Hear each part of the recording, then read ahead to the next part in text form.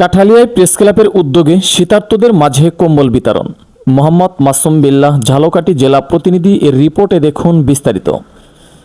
ঝালকাঠির কাঠালিয়া উপজেলার প্রেস ক্লাবের উদ্যোগে শীতার্তদের মাঝে কম্বল বিতরণ করা হয়েছে। আজ 10 জানুয়ারি শনিবার উপজেলা অডিটোরিয়ামে এ কম্বল বিতরণ করা হয়।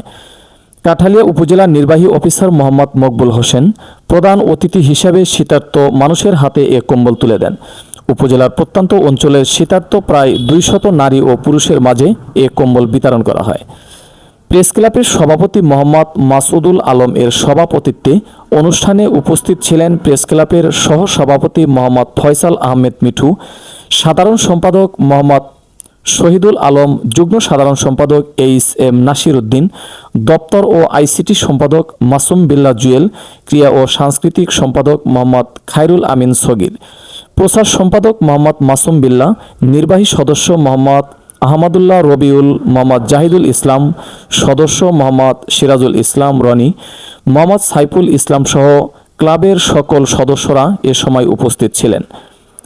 SMP news 24 news desk.